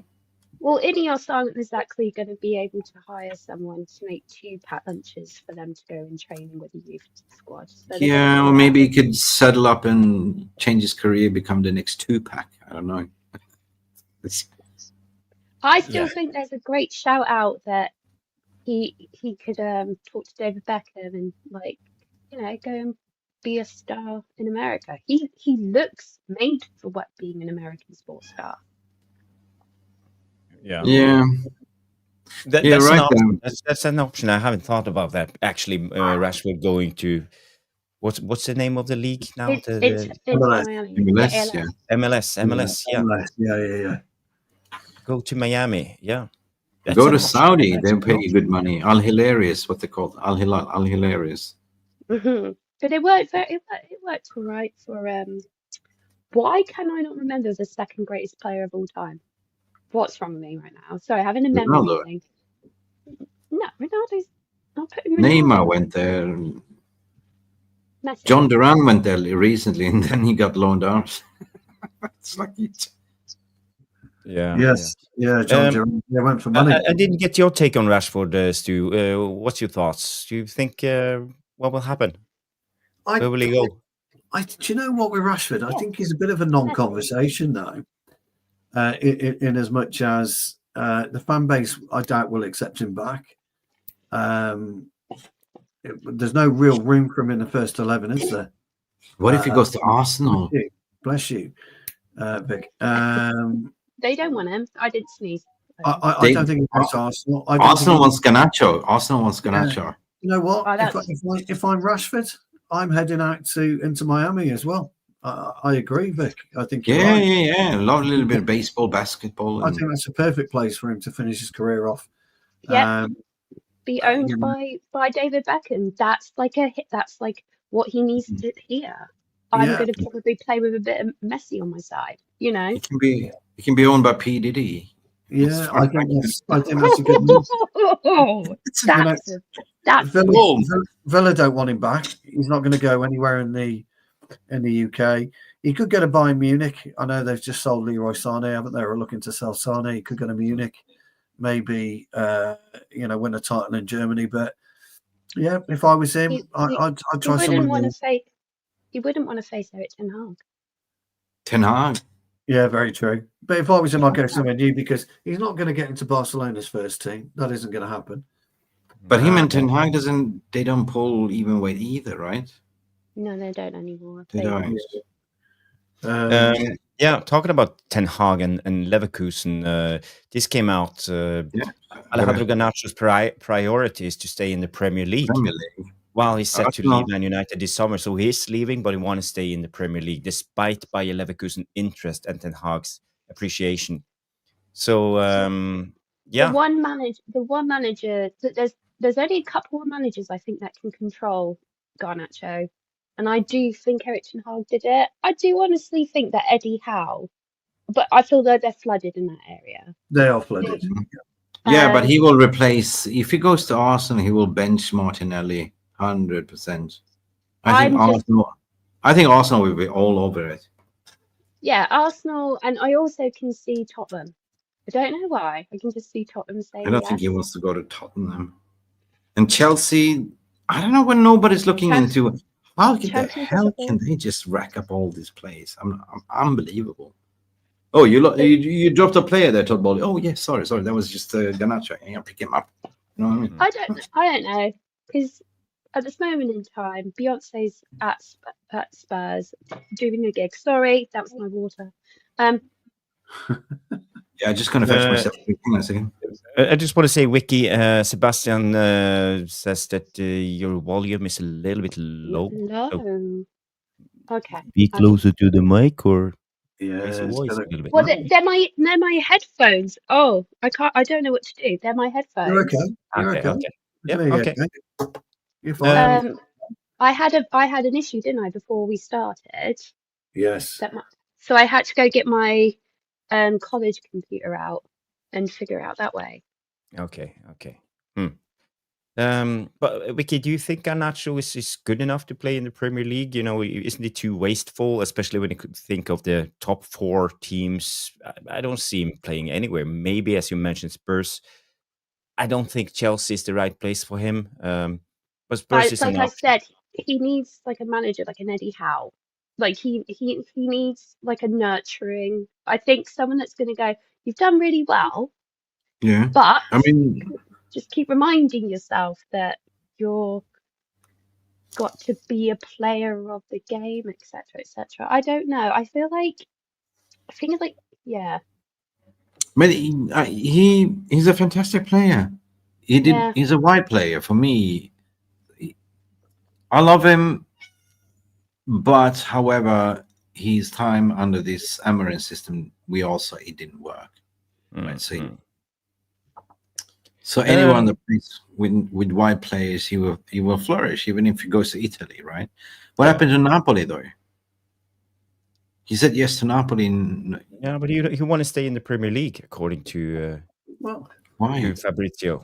I think he gets sold with Fabrizio anymore. I don't know with Fabrizio anymore. Hey, he gets sold to where he gets sold to. You know, whether he wants to stay in the Premier League or not, it's an irrelevance. You know, if nobody comes in from the Premier League, he's got no guys, do you want to strengthen your rivals with Garnacho? That's the question. Like, I don't really want to. You want to move? You get sold where you get sold. Manchester United, you know, ultimately he's owned by Manchester United. Manchester United tell him where he goes. That's how you do it. Got to stop all this player FC, all this player power. It's got to stop. Yeah, we get Gyökeres and we send him to Sporting Lisbon. Yay, hooray! Or we can send, we can take Gyökeres and we can send Rasmus Højlund there for a loan. The Portuguese league could work. Yeah. It wouldn't work for us, though, would it? I don't think it's got to work for us. I tell you what, he would never do it, but it would be a laugh if he decided to go and join Wrexham just to get them into the Premier League. That'd be quite funny. I swear Disney would be funding that wage just for the programme. Sorry. Yeah. Neil is an Exeter City fan, and I am a Plymouth Argyle fan, so that's why he's asking Rashford to Exeter, yeah, that's in there. That's in Devon. They're both Devon. Devon, yeah. Okay. Next, the last topic of the night is about Onana and Martínez. Apparently, Onana is leaving, and we are signing Martínez. That's the latest on that one. I actually have a starting subject on this. Van der Sar done a cracking first half for a charity game at Old Trafford tonight. I said it was the best performance of last season. Was Van der Sar in one half of last season, the whole season as well. Get him back. Yeah, Get him back. get him back. Oh God, I miss him. Favorite goalie of all time. All Schmeich's for me. Schmeich. Well, Definitely. this is now picking up. Well, he's got 2 years left on his contract. He doesn't want to be there anymore. We are replacing a Bozo with a better Bozo, right? Yeah, I mean, but let's not deny this is his agent has been going to town since January. He's been trying to find him somewhere else to go since January. Yeah. There was strong reports also from Argentina claiming Man United are very heavy in for him. So I take him. I take anything from God. Onana. I don't know what happened to that goalkeeper. Did we actually sign his twin brother? I don't know. Well, yes. Martínez all day for me. Absolutely. I mean, this is not the Onana that I saw at Inter. Like, this is a total. I don't know what happened to him. But and Sebastian comes in and say Onana definitely had his chance. Time to move on. Martínez might bring some trouble in the dressing room with his persona. And Stu, you love his persona. You love his shithousery attitude and footballers have got to grow up. Footballers have to grow up. You don't like somebody tough. Not everybody likes everybody you work with tough. Get on with it. Sebastian's got a great point, but I just can't get on board with it, at all. Not everybody likes who you meet, and that's absolutely fine. But if you're a footballer, you've been chosen to come to Manchester, just get fucking on with it. I'll tell you what, Andy Cole and Teddy Sheringham did, won the treble. They fucking hated each other. Yeah, but this is your downfall, Stewie. What's that? Sorry. You'll have every single player borderlining on either having 5 bookings to their offer or having a red card. And you'll have no team whatsoever playing. But Victor, my darling, we've had it before. Schmeichel and Keane used to fought each other. They used to hate Steve Bruce, Paul Instead, but we won title after title after title after title after title because they all knew when they got on that pitch, it's a win. Everything is to do with winning. Whatever you do, it's to do with winning. And if I don't like you after, I'm not going to have a point with it. But that squad was thicker with the class of '92. This squad is thin. Very thin. This squad is on Ozempic. It's just terrible. Ozempic. Yeah. We need fattening up. Our squad needs fattening up with attitude. No, actually, we don't need to fatten up. We need to slim down because we need it. We're not playing in Europe, so no. We would need to fatten up with attitude. Yeah, with attitude, 100%. Yeah. That's where we need to fatten up with. That's what I want to see. And I would take any one like Martínez to walk through the door. Because you're going to think, well, you know what? If I don't perform today, I'm going to get it in the neck. You need experience. Like, you need he's 32, 33, right? A little bit of a more experience, a little bit more, shithousery. Look, at the end of the day, I think it's half like for like when it comes to attitude, because I think Onana had attitude. But then he was told that he wasn't allowed that attitude by pundits. By pundits, and they're the ones that stopped it, which is insane, by the way. Yes, because he then became and lost his confidence and then became pants. But he wasn't pants in the Champions League final. So. I just want to give my take when it comes to this Martínez thing, because I think this hasn't been mentioned. Because when it comes to Onana, the thing is, the big problem is we need to sell him for about £40 million, not to get a loss. And I think that's almost impossible. So in best case scenario, we will loan Onana out. Second of all, when it comes to Martínez, if you know Ineos, they're all about resale value when they buy in players. So if we are going to sign a player like Martínez, I think there's no resale value. He's 32, soon to be 33 years old. I think he's too old, so there won't be a resale value. And I think it's Aston Villa pushing this move because they need money, because they are in trouble. They have overspent. So for me, I don't actually see Emi Martinez coming in. I think that's just a false narrative. I don't think it's true. And I don't think Man United are pushing for it, to be honest. I think we are pushing for a younger goalkeeper who will compete with Onana, and I think Onana will stay. That's there my was thoughts Lemons. and assessment of the situation. But isn't There that is how Lemons, it and there is in that case Vanja Milinkovic-Savic. Yes. Don't forget though, guys. We weren't talking about a goalkeeper in the summer. They wouldn't have planned for a goalkeeper in the summer either. So there is no goalkeeper budget. There never has been, never will be.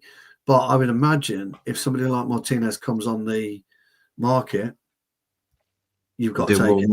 Yeah. You've got to do the business. You have to do the business. But resale values, yes, for certain players. But how many times do you actually sell a goalkeeper? Goalkeepers tend to 40 XYZ. So the return on investment job is, well, Martinez can play for till he's 40. You know what I mean?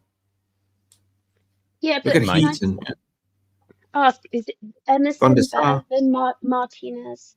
I mean, I feel like all three of them are a bit of a. They're never going to get called great. Yeah. I mean, also linked to Bart Verbruggen and the Icelandic goalkeeper of Leicester. What's his name again? Hermansson.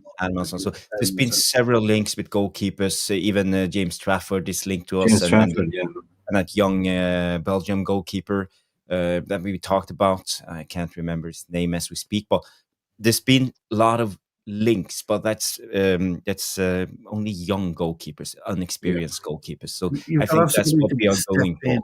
You've got to have somebody who can step in between the sticks at Manchester United. Look at De Gea in his first 2 years, very shaky, very wobbly. We got him young, and it took him a long time. You need somebody proven who can step in, and Martinez can do that. And unfortunately, our good old friend Onana is understanding exactly what the Premier League's about. Yeah. Lemons is a good keeper. He's a good keeper. Something that I keep hearing popping up here and there is Borough's midfielder Hayden Hackney. Middlesbrough. Yeah, that's been popping up a lot. So I don't watch much Middlesbrough, but I've been watching the clips and he looks decent. Yeah, we talked about him over a year ago, Mick. Yeah. We did. Because we made a show of potential championship transfers, and he was one of the guys we mentioned. And I rate him. I think he looks good. But don't we have enough young midfielders? I think we need more experience when it comes to this role. I think it's also smart to look at the championship. That's a tough league. Get a keeper from there that's doing well, or you know what I mean. If we're looking for some cheap, but I think that the club had enough. I think that Ratcliffe and the co was sitting there. Oh my God, what a clamor! Nah, I mean, if we just fix the goalkeeper situation, not conceding those silly goals, the defense will be more confident, trusting the goalkeeper. There was issue with communication. He didn't demand the box properly, and all of a sudden you start scoring goals, and that's the problem fixed.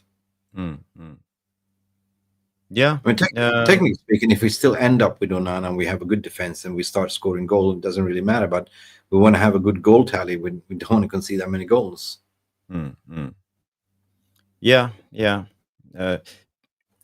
Guys, before we wrap up the show, because we're ending the show quite soon, I see Stephanie is calling the night. So big up, Stephanie. Thank you for pushing the likes. Brilliant moderator. And thank you, everybody, for tuning in. But there's one more topic, just a quick around the panel. Good night, Stephanie. Good night, Stephanie. Good night, Stephanie. Good night. Absolutely love that girl. She's great. Yes. She's great. Yeah. So it's only I found this on X today, so I'm just copying it. I think it's quite interesting. The question is, you can only sell 2. So who goes? I will start with Wiki. Start with me? Yeah. Oh wow. Oh, 'cause- that's Ugarte, Mino. because right. Is it before or after Bruno said yes, he's staying? No, it's just hypothetical. So I just want If your it- opinion. If it's Bruno before Right. he was saying that he was going to stay, I'd say Bruno goes and Kobe goes and gets some money. And the only reason I like Kobe goes, well, I would actually prefer Casemiro to go. So no, fine, Bruno and Casemiro. Okay, Bruno and Okay. Casemiro. Yeah. Okay. Yes. Okay. Because Yeah, I there's no personally right think, or wrong answers. I just want your opinion. So and yeah, I respect that. the only reason I say about Bruno is because the money, and also he's 31. He's going to be hard to push on. And I don't know if Casemiro's got another season to do. I just don't know if it's in him. But that's just me personally. I can be wrong. I'm wrong all the time. Yeah. Okay. No, you're So not this wrong. is- No right or wrong on this one. No right or wrong, honey. No. Stu? Let me Oh, go easy. Mick last. Easy. Bruno Casemiro. I keep Ugarte and Mane.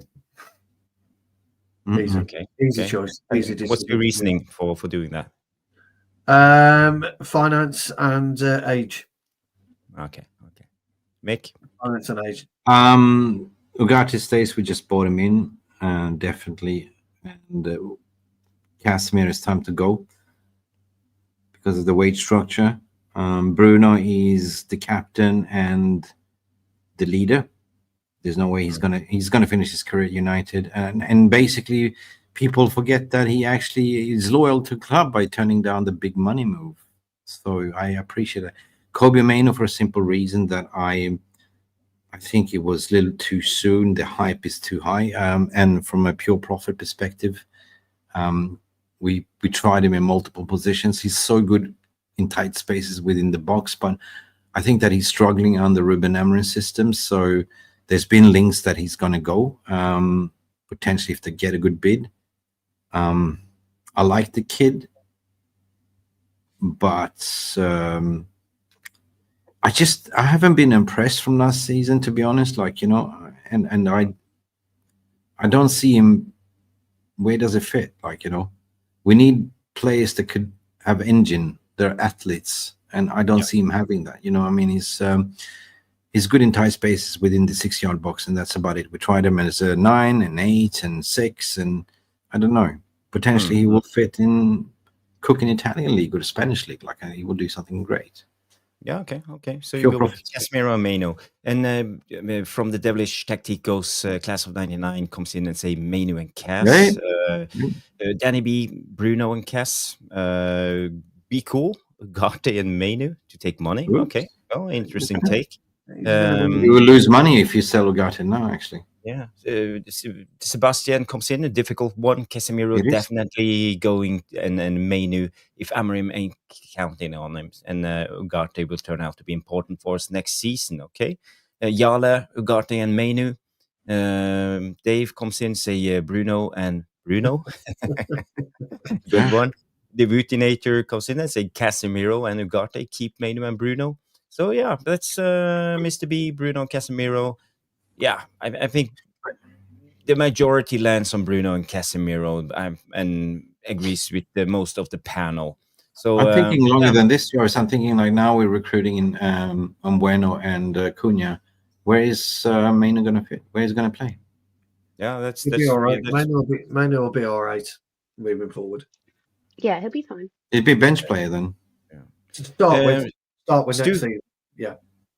We have a couple of questions. We've only got a couple, haven't we? Yeah, we'll I just want to answer this from Chris before we do a couple of questions. We said Fabrizio Romano said Gyökeres will sign for Arsenal next week.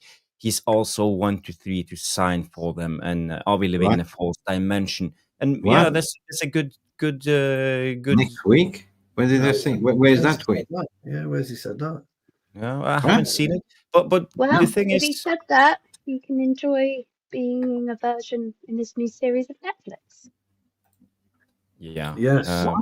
Is that the but parody? I just want to explain to Chris that this is the interview after the first tweet came out. We are talking about this is Fabrizio Romano's comments that Manchester United are still keen on Gyökeres. So that's why we have the topic of the show. So we have made a good debate. And I just want to bring up some brilliant.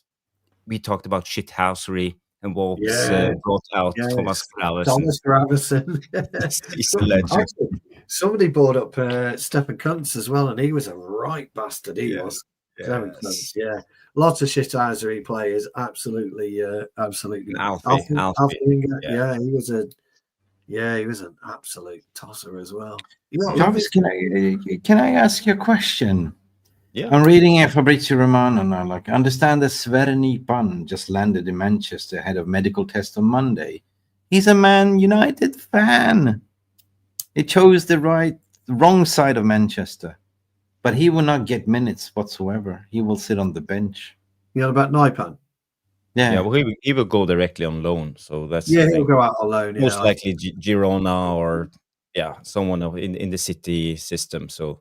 Yeah, I think Manchester City the next 3 years. So depends on 10-0 Bayern Munich. Jesus. Is anyone watching this club competition, this World Cup? No, apparently the Auckland team are semi-pro.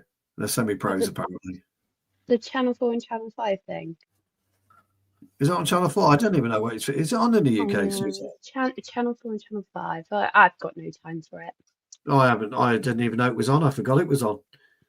It was the Canadian Grand Prix today, and the big news in motorbikes is that Toprak Ratsaguloglu, if I pronounce that right, I can never pronounce it right. I just call him Toprak anyway. Is going to MotoGP next season for Pramac Yamaha. That's big news. But now I see also Tell that Spurs got on loan. He's going to they bought him for 30 mil. So you're not buying him Boomer, are you? If you're buying him, why would you? Anyway, right then, guys, it is Q&A time. Have we got a jingle, old pal? Have we got a jingle? We got a jingle. Oh, I've got a question for Jarvis. Okay. Let's play the jingle first, and then we can do questions. 5 more minutes, guys. So get your questions in. That's all we got.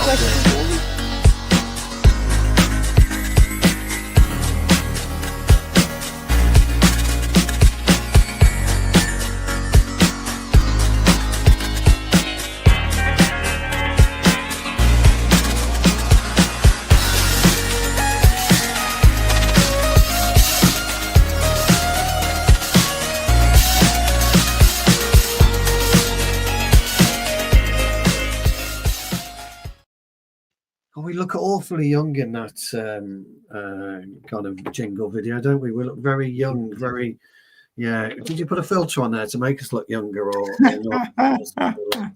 Guys, welcome to the Q&A. It's a very, very short one tonight.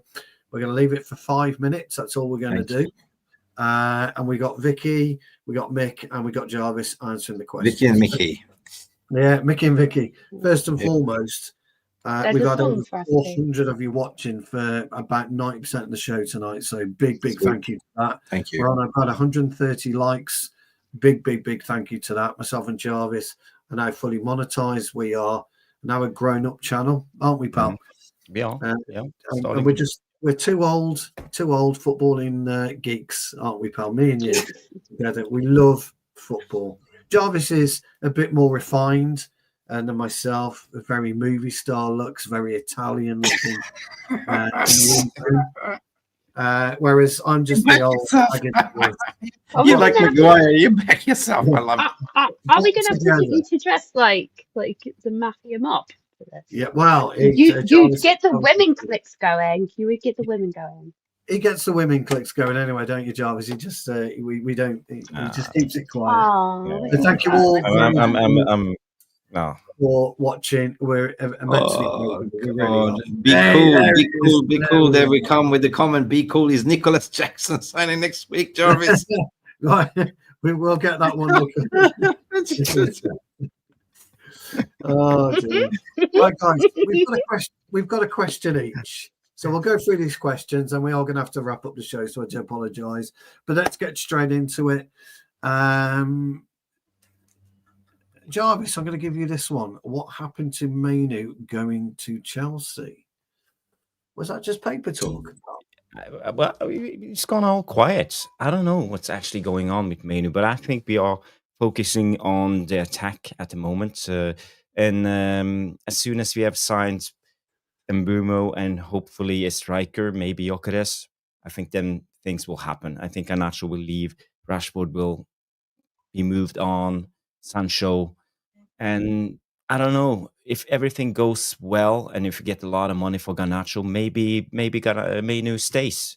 Well, if not, I think Mainu stays unnumbered. I think he will be almost forced out of the club, and that's a shame because I really love a player like Kobe Mainu. I think he has a exceptional talent, and I would love for him to stay in the club, and I want to see him in a functioning Amorim system with decent attackers. But I agree, Paul. I agree with you. I agree. I would love to see him stay. I would love to see. I think he'll be all right in 2 years' time. You've heard it here first. Jarvis, that's brilliant. Class of 99. I hope that's answered your question. Vic, nice one for you. Would you take David De Gea back right now? He has been monstrous. Absolutely, Sebastian, you're spot on, mate, for Fiorentina. I think Manchester United have double dipped enough. I do. I think that's time for no more. I honestly go, Johnny Evans was the last time Manchester United should ever have double dipped. And that's enough now. No more. Yeah. Okay. I'm not a fan of sharing food and someone double dipping into things. I'm not a fan. It's not. You're not a fan of going back to your ex. Once you left, you left. Not after the last one, no. No, definitely not. That was got a restraining order, so no. Sorry. Anyway. So put the restraining order on the hair then. Yeah, I'll do that. Sebastian, I hope that's answered your question. Cheers, Vic. I'll just quickly answer this. There is no news on Wharton, class of 99. We fancy him, but then we're looking at Hayden. We won't be getting Wharton this transfer window. It's a no. So I will answer that one quickly. Mick, got one for you from I did have one until Jarvis. Bloody hell. I tell you guys, you just can't. This is what I have to work with. Ivory, would you like to see in goal? Who would you like to see in goal? And don't go for the obvious. Okay. This for me? For Mick. For Mick. Diego Costa or Vanja Milinkovic-Savic. The reason why I say Vanja Milinkovic-Savic, 2 meters and 4 centimeters, giant mother yucker, intimidating as hell in the tunnel, but he's such a great shot stopper. He's got good play, actually. He's a good goalkeeper. The brother of Sergei Milinkovic-Savic. Yeah, the midfielder, isn't he? Yeah. Serbian. He's a tall. Have you seen him? That wingspan. Yeah, Jarvis, quickly, who would you like to see? One word answer? Lamens. Lamens is good. Lamens or Lamens. Vic, who would you like to see? Sweetheart. Me? Yeah. In goal. I just don't see any good goalkeepers these days that we can afford, right? Oh, that's a point. So when it comes to me actually going, oh yeah, I could say like a goalkeeper I love, but at this moment in time, yeah. But we could go all out there, but we know Jarvis would pick Oblak. That I know for sure. Can't afford a dream. Can't afford a dream goalkeeper. No, that's true. No, I totally. So there's no point in that for me in this conversation. Donnarumma or Emi Martínez. He's the only one for me. Ivor, I know you're very interested in Lucas Jalibert. We're on tomorrow night, so we'll do a bit of research on him and we'll talk about him perhaps tomorrow night, pal. Be cool. Is Nicholas Jack? Well, let me just push you over to the Oracle on Nicholas Jackson. Smooth operator. And unfortunately, there is no updates on Nicholas Jackson. The links were really hot at the moment, but I think it's cooling off now at the moment. I can't understand what's going on. He's the obvious striker. We need to sign Nicholas Jackson. He's a smooth. Jackson. Oh, he's a smooth operator. Is this all sarcasm? Because I feel like he has no. He's a diva. What happened? So He's what a happened, diva, sweetheart? right? What happened, sweetheart, was that we were going through. This is about a couple of weeks ago now. We were going through a couple of bits, and Jarvis just said, and he did it in all innocence. He said, "Oh, this has just come up." Anyway, Nicholas Jackson's picture come up. The whole everybody, the devilish tacticos, we just melted down laughing, and that's how it's talking about it. It was been absolutely brilliant. So there's a lot of sarcasm attached to it, but be cool, we do love you. New followers and I can also now be caught up. Thank you. It was brilliant. So if you mention Nicholas Jackson, that's why. So there's only one Oracle, and that is the man himself, Mr. JC. Final question, guys. Do you believe that Mbeumo is signing this week? For what it's worth, I think it's already done. I think there's a pen to paper, and I think he's a happy chappy. If you saw his interview today in the F1, he looked very, very relaxed. Very relaxed. Looked rather cool, actually. Not as cool as me when I'm at the track, but he did look quite cool. I'll give him some fashion advice when I see him next, but I think it's a done deal. Vicky, what do you think? Well, yeah, I do. I don't think I have to worry about it. No, I've not been worried about it. It just seems like it's a one and done. Yeah, I just like to see some outgoings now afterwards straight away. Funny enough, Vic, funny enough, it's only been brewing for 3 weeks since it was linked to. What you don't know, guys, though, is that Mbeumo's best mate is Nicholas Jackson, and that's true. Oh yeah. No. The link is here. And what they They DJ together in Nicholas Jackson's basement. So Mbeumo goes down and they do the old DJing together. Guys, that's been our Q&A today. There was only a short one. We'll be back to a full-length Q&A tomorrow night. Yes. You know what Mondays is. Mondays is Jarvis Corner with a good 20 minutes Q&A. So any questions you want to get them in. Ivan, we'll look at Chevrolet for you. You have our word on that one. Jarvis, what a great show again, old friend. What a brilliant show. Thank you, Stu, and thank you, Mick, and thank you, Vicky, for coming on. It's been a brilliant show. I wanna big up everybody in the chat. The Devilish Tacticos, Danny BB, Cool, Tom Porter coming in. We have Ivor Lee with a lot of questions. Sebastian, Visser, Das Sweets, Mr. B, Neil Driscoll, the legend, David, Bernard Okurtu. All of you guys, thank you for contributing. Thank you for all your inputs. I try to read all your comments. After the show is over, go to the non-live section of the show and leave a comment. It really helps out the algorithms. It's been almost 400 and something watching at one time. So it's been a brilliant show. At the end, I will do something different tonight. I see the Noradin is still on with the United Therapy. We've got a super chat coming in right now. Yeah, we're going to raid all with it. Jonathan Lilliman came in with a super chat. Woohoo! Oh, we need to... Hold on. Sorry. Oh, not yet. All right.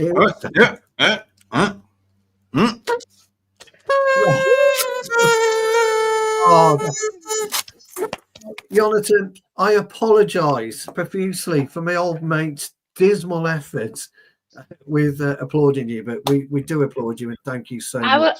Yes. I apologise. I wasn't ready, but I did give you a woo. So. Well, hey, a woo's good. Thank you for the woo.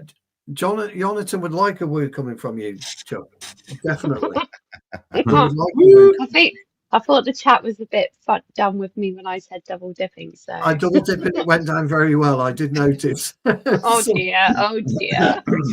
wanna take- Um, So sorry. and Jarvis, Before, you've let before everybody tunes out, I Yes. just want to try to redirect. I want to repay Nordin for helping me Yes. out Yes. during the last 6 months, always pushing Tactical Devil. So I want you guys to go on Nordin's channel when I redirect and just type in the live chat Tactical Devils raid. Raid.